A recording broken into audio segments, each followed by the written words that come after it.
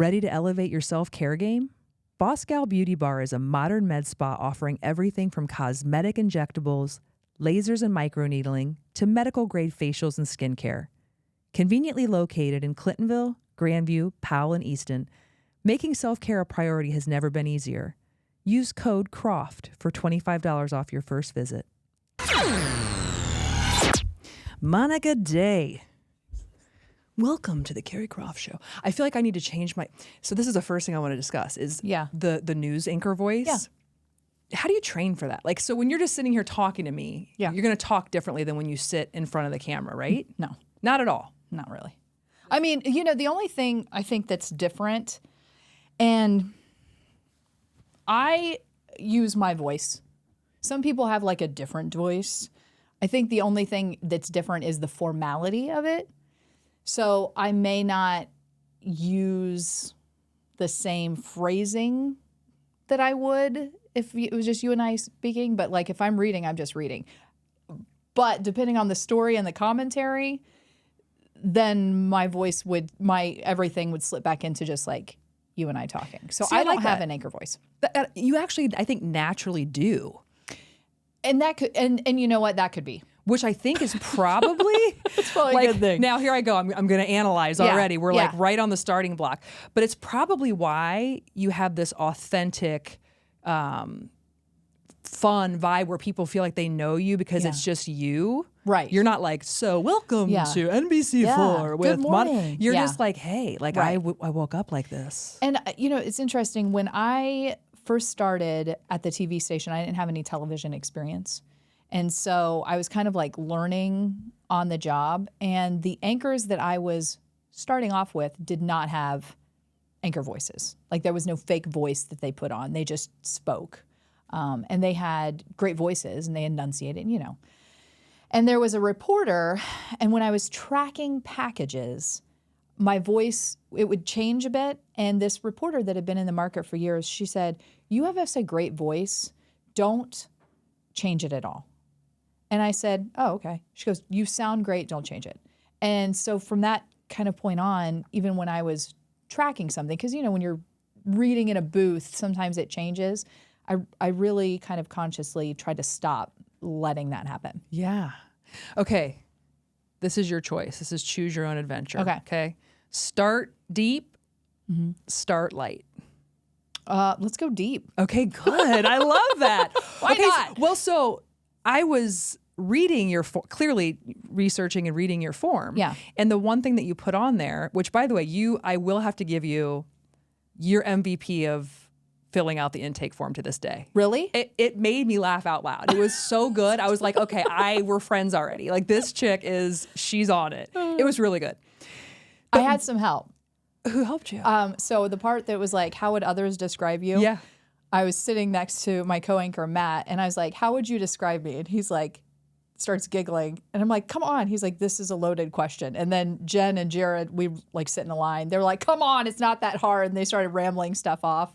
And I'd basically already written it all myself. But I just wanted, you know, I wanted to make sure that I'm on track with what other people think. But I love the descriptors. And I like that even more now that I know that your colleagues wrote that. Like sarcastic, direct, compassionate, I think fun. Yeah, fun. I don't know. It was a really good mix of things. Yeah, good things. Because I feel like with you, like you were Miss Congeniality, which we'll also get into, which blows my mind. I'm always so fascinated by Miss Congenialities because I am like kind of the anti, like that would not have been me. Right.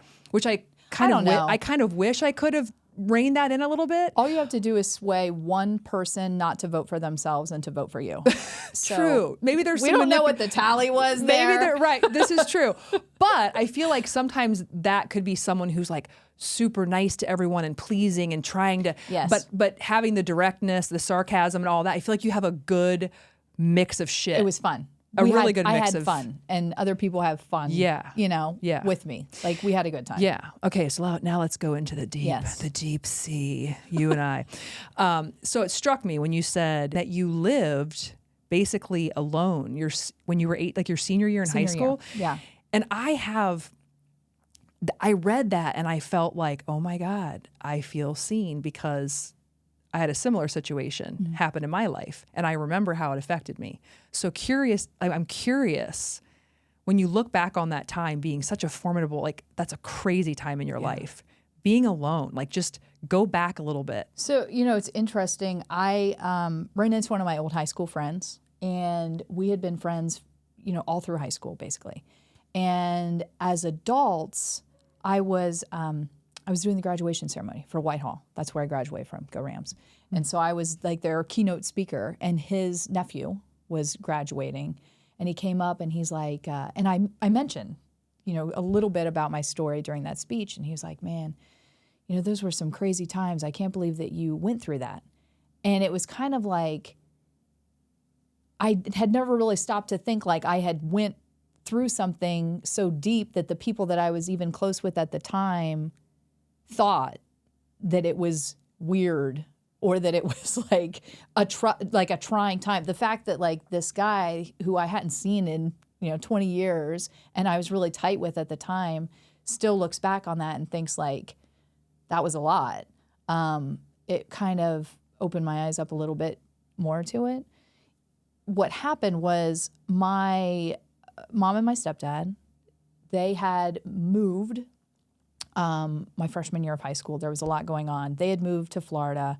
They were trying to kind of fix their relationship, figure things out, and I lived with my grandparents at that time. So fast forward to my senior year, things are still not good. My stepdad had a lot of demons. He was a great guy. He was like the kind of guy that everybody loved, and my mom had been, she was like president of the PTA, and she used to make my Halloween costumes, but she also was overcoming her upbringing that wasn't like the typical Ozzie and Harriet type of situation. And, so she was doing the best that she could. When we got to my senior year, their relationship was over. And so my dad, my stepdad, Chuck, he moved down south. He like hit the road, and my mom was working for my grandfather. My grandfather's in the restaurant business, and she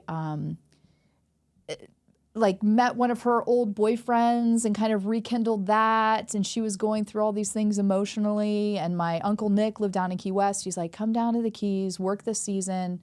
You can send money back up to Ohio. And I was like, I'm not moving in with my grandparents. And I was a mess, And so we kind of had this deal where she would send money up and I would live in this apartment.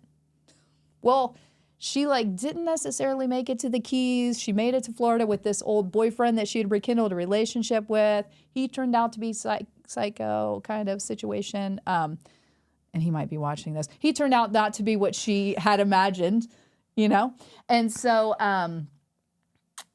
she eventually came back. But in that time, I spent my senior year. Actually, she didn't come back. She went to South Carolina. Let me rephrase that. She went to live where my grandma was living. So I was senior year in this apartment. And sometimes she sent money back and sometimes it wasn't coming. And so my grandparents were helping out. I was working 2 jobs. There were, electricity was going to get shut off. This, crazy. She had left me with who I convinced her was a responsible adult, who was a bartender at Lone Star Steakhouse and Saloon, which is one of the jobs I was working. Her name was Christine, and we jokingly called her Nanny Christine. She was some 20-something woman who I convinced my mom, yeah, she's responsible. And Christine's like, yeah, I'm responsible. And then she ended up not leaving the bedroom and just smoking cigarettes and drinking and stopped working. It was a mess. My grandparents had to kick her out. And then I had these friends from school who had abusive situations at home that ended up living in my basement.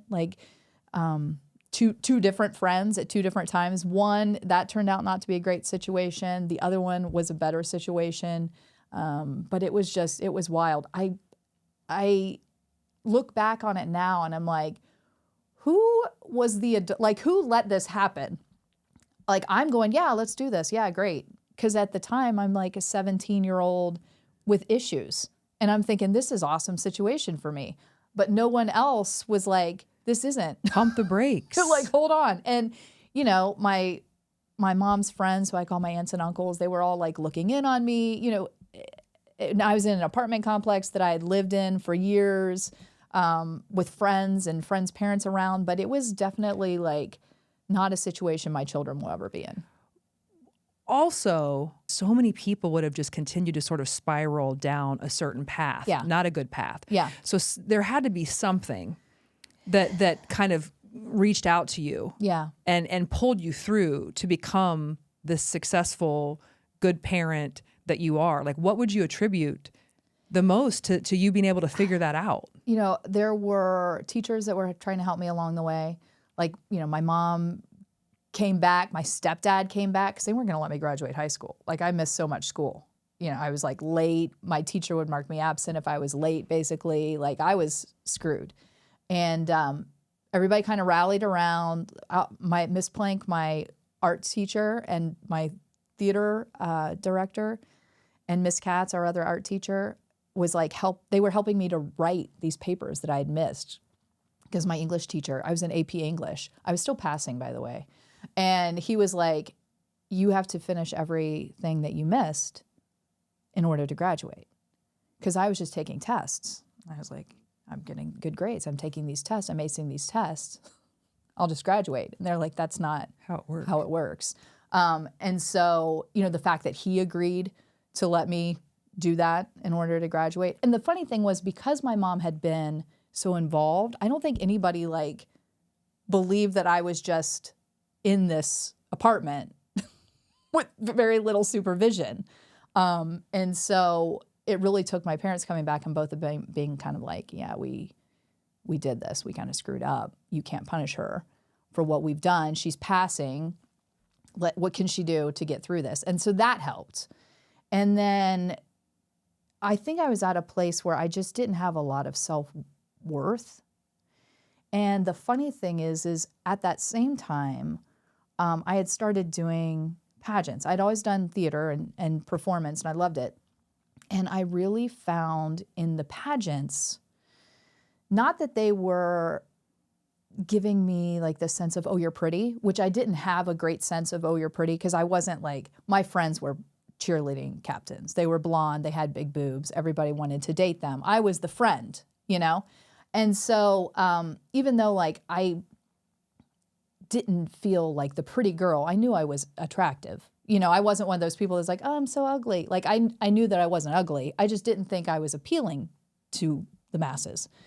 And so through the pageants, yeah, you get a little sense that, oh, well, maybe I can gussy myself up a little bit, or maybe, you know, I am pretty and not just the friend, which is at that age important.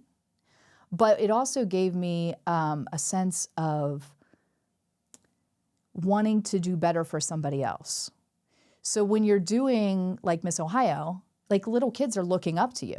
You know, they're in the audience looking at you and they're trying to mimic what you're doing. And so that really kind of made me stop and think about the choices that I was making. And I didn't like about face. It took a long time. But by the time that I was Miss Ohio, I realized that I needed to do better, not just for myself, but for other people that were looking up to me. The pageants gave me the confidence to see myself as worthy, if you will. And you're like, I'm Miss Ohio. Right? How the hell did that happen? I mean, you know, Literally. I mean, talk about a confidence booster. And because that's what I was sort of thinking when I was thinking about you and the pageants and your background. I'm thinking, I bet you that those pageants probably were a game changer. And then next thing you know, you're Miss Ohio, and then the opportunities and it changes your whole trajectory. Yeah, it was interesting because when I started doing the pageants, and I started competing for Miss Ohio, I was competing for the Miss America system, and it's a scholarship pageant. And I did it for 2 years. I was top 10, but I wasn't going to college. And so I shifted into the Miss USA system. And it was more like being in a show. Like you show up, you're there for a couple of days, you learn your marks, and you know it's a production. And I liked that energy. Interview's a big part of it, and I've always been comfortable talking to people. And so that was good for me to have interview play such a big part. Because to be honest, in the pageant world, I was a little chubby. Like compared to the other contestants. I mean, it's like that's right. We'll get into that whole thing. Yeah. And so, you know, the year before my last year, I had this judge, and he was really nice and everything.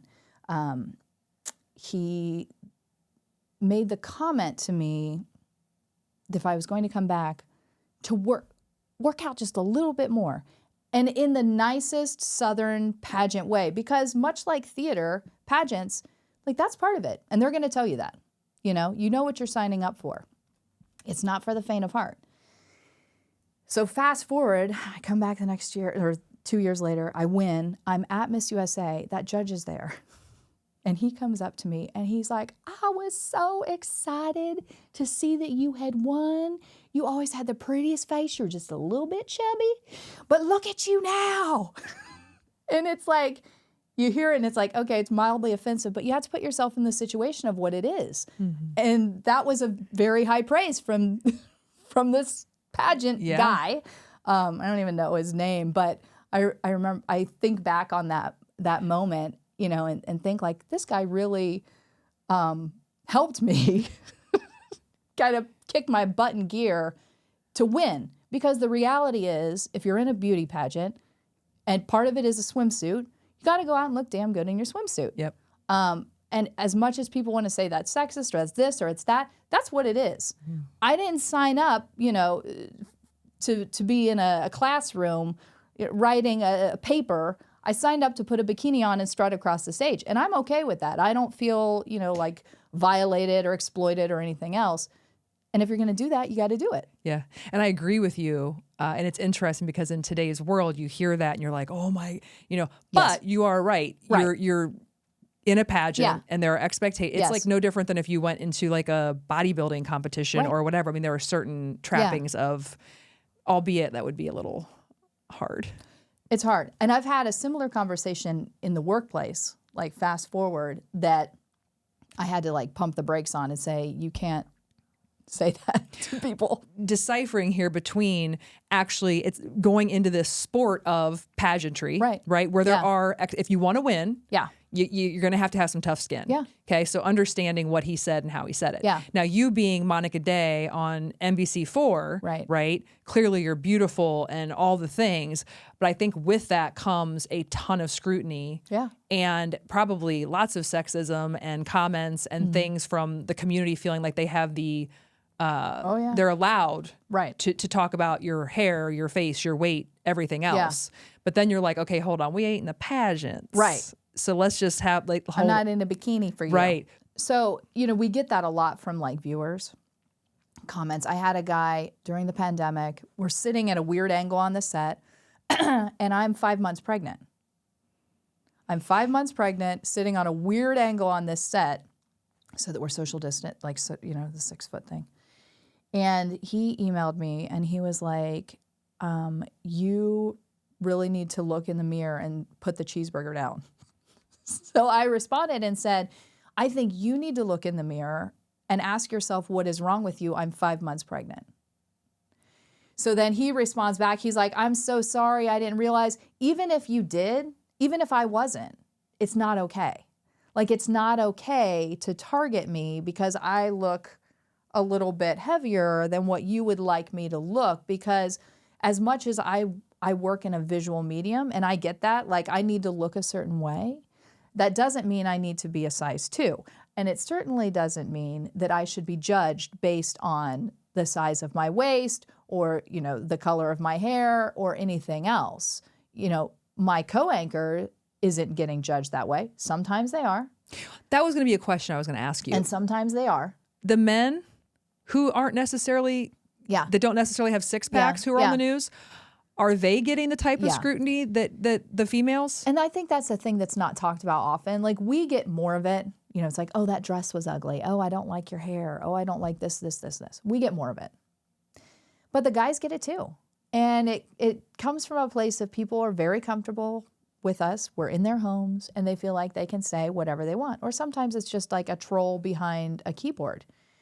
And they feel like they can attack you for how you look. And on one level, I'm in the public eye and I'm in a visual medium and I get it. But there's a certain point where it's like, that's not the only thing I'm bringing to the table. That's not the most important thing that I'm bringing to the table or this guy is bringing to the table. But people are nasty sometimes. I mean, P.S. for as beautiful as you are, I mean, your hair alone, I'm like, what the hell? Are you not a hair model? I mean, if you're going to get scrutiny, screw the rest of us. It's crazy. And I think it's also a lot of times it's just people that are having, and because I've gotten these emails from people too after the fact, apologizing for whatever it is they sent. They were having a moment. They're feeling insecure. Their, husband cheated on them with a brunette. And so they're targeting every brunette, and they just happen to have my email address. Yeah. So it's like, sometimes it's not even me. It's them. Yeah. It's always them. Hurt people. But it's like projecting. Right. They're projecting something on me because they can't deal with it themselves. But that has to be. You really have to build that muscle of not giving a fuck, because getting something like that, consistently, and whether it's once a quarter or once every 2 weeks, that has to be something you just let roll. Be like, I'm Monica Day. Like, I know my worth. I know who I am. I know I'm hot. Like, and I think it's too. When you've done theater for as long as I did theater, that helped with the pageants, because I understood, like, this is all in the eye. Like, the person that's casting me may be looking for a blonde and I'm a brunette. In the pageants, the person that's judging me may like redheads, And so taking those two worlds of being kind of picked apart, TV, I'm like, whatever.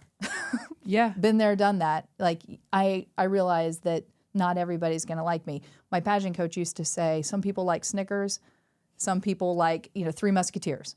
You can't be everybody's favorite candy bar. And I think that's true in life. That's one of the lessons that I pulled from pageants that I think has really helped me. And I think that's really hard for a lot of people. It is. It's so hard. It's so hard. It's the worst feeling to feel like you're not liked. And I think when you can really hone in on the fact, like, I don't like everyone.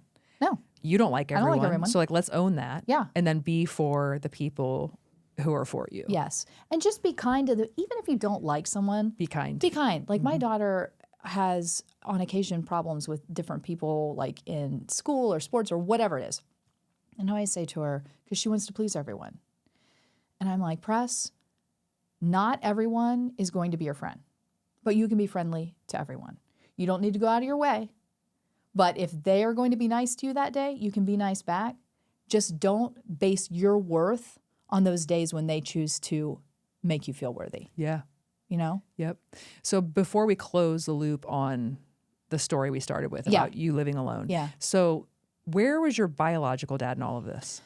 So my parents divorced when I was 2 or 3 or something like that.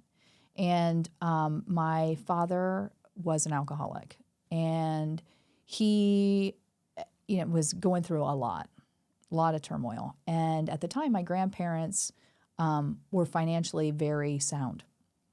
And so when my parents divorced, my grandfather, who was intimidating, said to my dad, "We've got this. It's best that you just don't."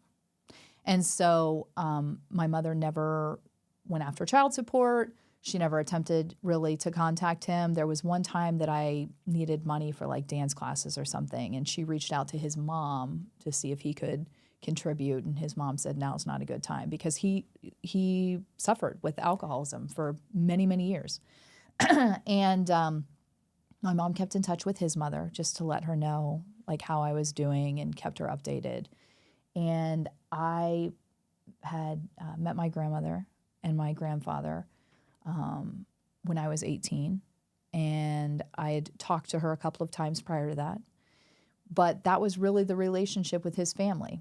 And when I was in my late 20s, early 30s, I reached out to my brother on Facebook. And I knew that I had 2 younger sisters also. My dad had been married 3 times. He had my brother, and then he married again and has my two sisters. And so I reached out to him on Facebook. He and I connected.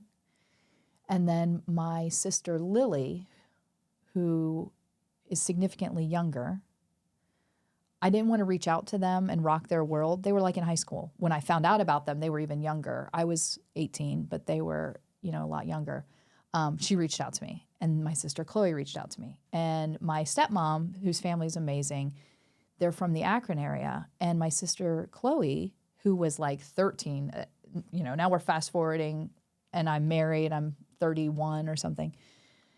She sent me a message and said, "It was so cool to see you on TV today." And I was like, "See me on TV?" I was like, "Are you in Columbus?" And she's like, with my aunt and my grandma, we came down to see my cousin who lives in Columbus. And I was like, "Oh my God, we should get together." So her aunt, my stepmom's sister, and her grandmother drove her to Columbus. She was like 13, I think, and drove her to Columbus. We met, spent time at her cousin's house, went to Dirty Frank's, showed her the field of corn because they live in Virginia. And that sparked my dad to then reach out to me. And so he called, I answer, and he's like, "Can I come see you?" And I'm like, "Yeah." So he drove to Columbus from Virginia Beach, and we rekindled and, kind of talked about the past and everything that had happened. And I think based on the age that I was and the place where I was and the mental space that I was, it was just like, "Hey, nice to meet you. Let's have a relationship." Like there wasn't this, anything to overcome. My mom had to overcome it a little bit. She was a little worried and concerned. And I think just, feeling like, am I going to lose part of her to him?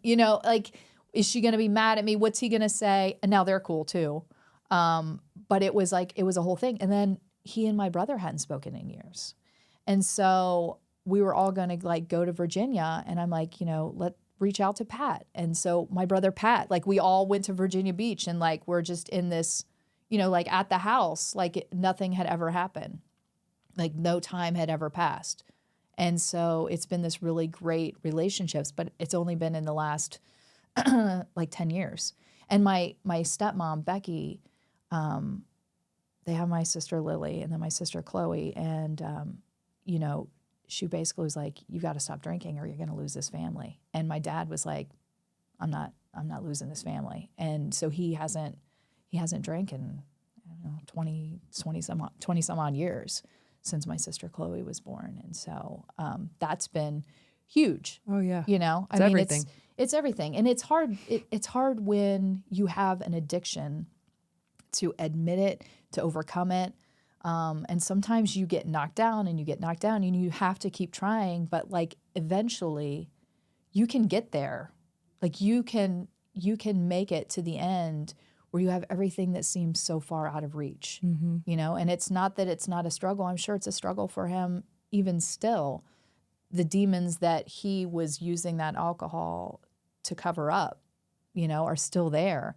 The things from his past that were so painful that he tried to wash them out, are still there, but he's just come to a place where he can accept it. Sometimes you don't overcome things, you come to a place of acceptance and life, you live through it, Do you find that looking back on your relationships, did you pick certain types of guys because of your dad not being around? I think I was angry. I spent a lot of my life being angry or happy. I didn't sit in sadness very often, and I think that hurt me.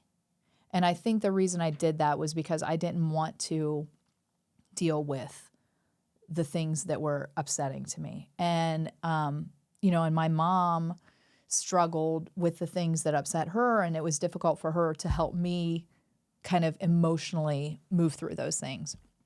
And so, I think I made a lot of bad choices without realizing why I was making the bad choices. And so, the guys that I dated a lot of just the most random, it makes no sense from this one to this one to all different looks, interests. And it was really, I think, just and it wasn't even always that they like treated me that well or not well. It was just somebody that like I had a spark with, and I was like, okay, yeah, let me try to find something that I'm looking for in you. And you know, you never find what you're looking for because it's in you. Like you have to deal with your own stuff. So I think I was constantly kind of searching for this thing that wasn't something you find. And now the mother-daughter relationship is challenging in the best of circumstances, or can be. Yeah. Do you find that all that stuff that happened in the past is in the past, or do you find that it still comes up with you today? Like, have you done therapy? Are you actively working on that? Yeah. Because I'm sure it's probably still there sometimes, right? Yeah. So there are times where my mom and I's relationship has been like rocky at times. But I think that there is like an understanding, like that we're all just trying to do our best, you know? And my mom's like a really beautiful person. Like she just has, she's one of those people that like strangers are very much attracted to. Like I can remember the guys in the McDonald's like drive-through lines hitting on her all the time based solely on her voice because she has, you know, just seems pleasant. And then she's very attractive, you know? Especially when I was younger, like all my guy friends had crushes on her type of She was a MILF. Yeah. You know, she was like Before the there was mom a in the bikini at the pool, you know, like, and she was a younger mom. She was like 23 when she had me and, you know, she's boobs and thin and green eyes, you know, she's just very attractive. And she has like an energy that kind of brings people to her. And like she was like a waitress and a bartender a lot. So she's just got that like, hey, honey, what do you need type of vibe.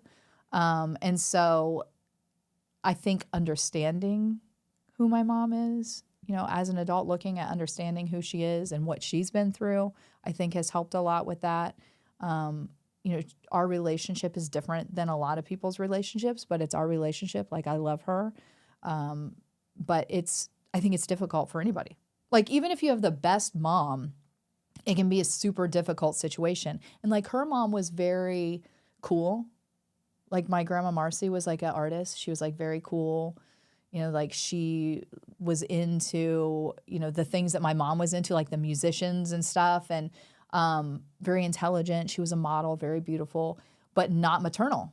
Like was not a maternal person. I was her only grandchild that called her grandma, you know? And so I think I have to think about that when I'm thinking about my mom and how much she had to overcome to be the mom that made my Halloween costumes, that threw the luau for me, you know, like it's those funny things. That I was going to circle back to that because you wrote that you love Halloween, and you know, previously you just mentioned about the making your Halloween costumes. I mean, you think about this young mom. I'm picturing this woman that looks somewhat like you with your same aura, and she's just doing her damnedest. She's like Sheryl Crow. That's what she looked like, and that was her vibe. Like kind of a Sheryl Crow type of thing. Yeah. Do you make your kids Halloween costumes? I do you? And it's kind of one of those things, you know, where it's like your memories, those core memories, you know, when you look at what you're doing, it's like, why do I do this? Well, it's because my mom made those Halloween costumes for me. So, you know, so I want to do that for my kids so they can think back on that, you know, and my birthday parties for my kids are ridiculous. I'm fully like aware it's over the top. It's too much. I stress myself out. I stress everybody out. Like it's awful, but I love it and they love it. And it's because my mom threw a luau party for me for my 12th birthday at our apartment complex pool, where and this was before the days of like Pinterest and all Amazon sending crap to your house. She like cored out pineapples and got dry ice and made glasses for everyone and created a volcano cake, and it erupted and brought in a hula dancer. Like, you know, and so when I think back on my birthdays, like that was the greatest birthday. And so I see why I go out of my way to throw these parties for my kids, because I want them to have that. And I want to hold on to that, because one day they're going to be like, I don't want your stupid birthday.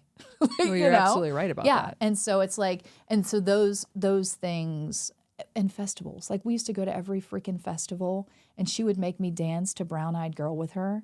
And I do the same crap to my kids. And my husband hates festivals. And I make him go to every festival, every amusement park, because that's what we did. That was the core memories for me. What's your husband's name? Sean. Sean, you're not going to win that battle, buddy. Just succumb to the festival. Yeah. So this is a good time to bring up Elvis. Yes. So am I to assume that it was your mom's love for Elvis or is that a... So my mom and I share a love of Jimmy Buffett. Jimmy Buffett, Patsy Cline, Michael Jackson. That was like what I got from my mom. My Elvis love came from my grandma, Diana, my step-grandma, my mom's stepmom. And she loves Elvis. And we've gone to Elvis Week, I think like almost 30 times. Like we went, from the time I was 8, I went for like 25 years to in Graceland? A row. To Graceland for Elvis Week. Yeah. I went pregnant with my daughter Presley. So and her name's, by the way, her name's Presley. Yeah. By design, which is a great name. What was Graceland like anyway? I've never been there. It's cool. Well, okay, it's still cool. So when I started going to Elvis Week, it was very like, there was like a flatbed trailer. These Elvis impersonators would get up there and sing. It was very folksy. Since then, it's evolved. Graceland Enterprises has taken on more of an interest. They've built it up. So it's not as like folksy. It's more, you know, you go to these events. But it's cool because everybody's there celebrating, you know, this person who had an impact on everything. Whether you like Elvis or not, especially if you're from a certain area, like the impact was felt. And even still, you know. And so all these people are just there loving that, celebrating that, all ages, people that met him, people that weren't born, you know, people that love all of his music, love his movies, you know, and then you just learn about like the person that he was and you see all the joy and all the sadness in who he was. And so the experience has been, I think, really is one of those places where you go and you meet people from around the world and it opens up something in you to realize the connection that we all have. At a young age, you start to realize, oh, I'm very much connected to these people from France who are here to celebrate Elvis, you know, like how easy something is to relate to someone. It may just be that one thing that I have in common with someone, this love of Elvis, but there's 100,000 people there, you know, that feel the same way. Your musical taste is so eclectic, which I appreciate because mine is too, but yours is even, I think, more broad in terms of some of the, I was like, wow, this is good. So is Elvis like on your play? Like, are you listening to Elvis like on a daily, weekly? Like, what's the frequency of the Elvis? So Elvis is on my playlist more now than ever because my son has recently become obsessed with Elvis. I have a friend I have several friends that are Elvis impersonators, but one is this guy, Dean Z, and he's out of Branson, Missouri. And he was in Lima doing a show. So my grandma took me and my grandma and the kids went up to Lima to see the show. And they had a show with Dean. And my son afterwards started dressing up like Elvis. I ordered him an Elvis outfit from Amazon. He asked me if he could take it to school to show his friends. I said, yeah, sure. He put it on and put on a show at his school. So we listen to a lot more Elvis now than what I would normally listen to. But, you know, it's like, it's definitely like playlist. I've got the satellite radio, the Elvis channels on there. So if I'm not listening to, you know, CD 101 or whatever it's called now, I'm listening to like Elvis or Jimmy Buffett or Bob Marley channel on the satellite radio. So you're really sad about Jimmy Buffett, I assume. Devastated. Mm-hmm. And when my husband told me that, I thought it was that thing that people were doing. The fake thing. News. And I was like, screw you, that's not funny. He's like, no, I'm serious. I was like, what do you mean? And I'm freaking devastated. I turned 40 a couple years ago, and he was doing a show down in Cincinnati, and I had said, oh, I want to go see Buffett for my birthday, my summer birthday. Take the kids. We didn't go. And I will kick myself forever for not going and taking them to a Buffett concert. Like, my mom took me to see Buffett out at Germain, the Polaris Amphitheater. And like, I'll never forget it. It was awesome. I was a teenager. I didn't even have my license. I had my temps. And my mom and my Aunt Karen had some drinks. So I drove home But I had my tips, Right. and I had an adult in the car. Hey, listen. They were drunk, but it was fine. It was better than them driving. You're talking to somebody who's stole the car when I was like 14, Yeah. so we're good. Yeah, so it was good. But it was like, it was a blast. My best friend Kelly and my mom took us, because my mom and Aunt Karen would always go up to Buckeye Lake and do it up. And I could never go because they were like partying. And so finally, I think I was turning 16, and they're like, all right, let's go. Does Sean like Elvis? Sean does like Elvis. He does. That was probably a deal breaker for you if he wouldn't have. It would have been a problem. So when I got pregnant, I was 35, and or I was going to deliver at 35. And they said, you could have twins. The older you are, the greater your chances of twins. I was like, no, I didn't know that. And we had one name picked, like whether it was a boy or a girl, this one name was going to be the name. So I was like, I got to get another name. And I was like, oh, how about Presley? And I thought he was going to shoot it down. And he was like, yeah, I like that. So when we found out that Press was a girl, I thought Presley sounded better for a girl. And Palmer was the original name. Could still go either way. And so we named my daughter Presley. And when we had our son, we named him Palmer after Arnold Palmer. Oh, really? Yeah, because we're into golf too. Facing challenges conceiving? Experience compassionate care from leading fertility experts at Reproductive Gynecology and Infertility in Ohio. At RGI, your dedicated navigator is a call or text away for concierge support throughout your journey. Start your path to parenthood at rgiohio.com. I feel like you have the potential to be like Today Show, like I'll tell you this: if the Today Show called me and offered me $20 million, you'd be like, I'm outie. I would come visit. I'm outie. But no, I'm not trying to leave. Yeah. There was a time where I would have left to go to like certain cities. It wasn't even like bigger markets. It was like, they are bigger markets, but it was like certain cities that I would live in. I'm not into bouncing around, trying to, climb this TV thing. Like, I like Columbus. I love Columbus. I got family here, especially now that I've got the kids and stuff.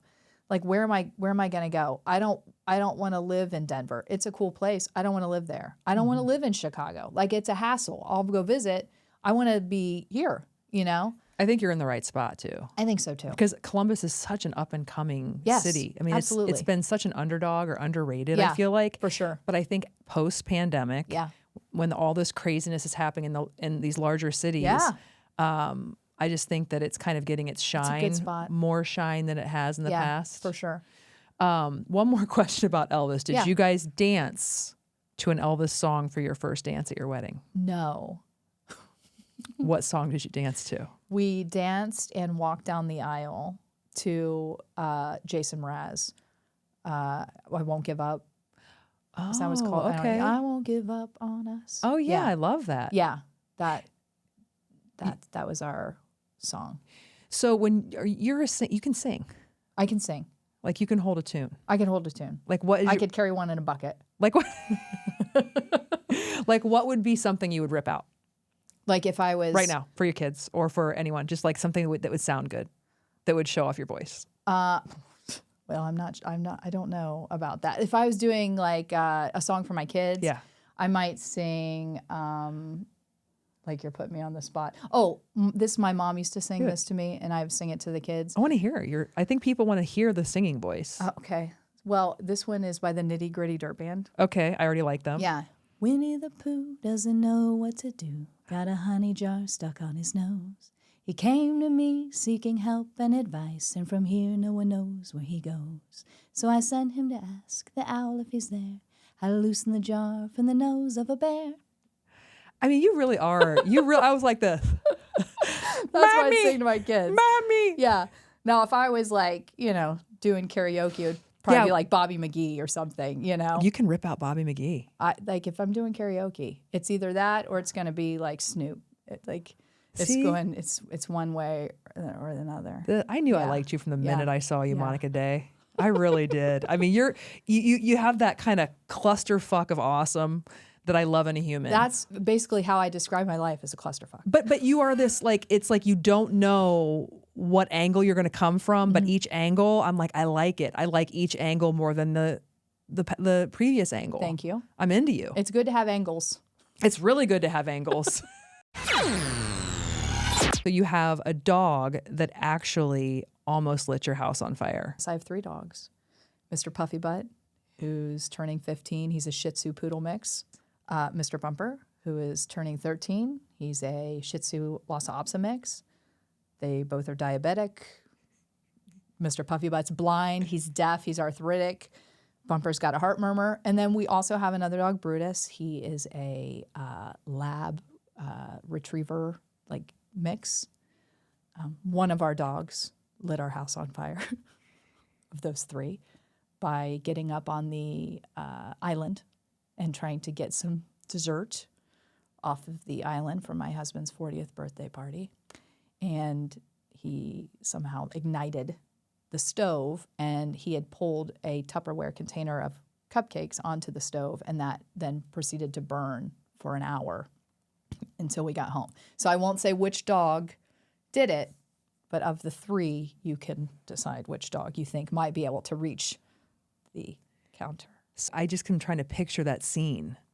So we were gone. Oh, you were gone. Yeah. So we left our house around 4:30 to go to my father-in-law's. It was Super Bowl Sunday, my husband's birthday, his stepmom's birthday. And I was like, you know what? We need to get home before the game starts. And our dogs are diabetic. Like, they have to have insulin injections.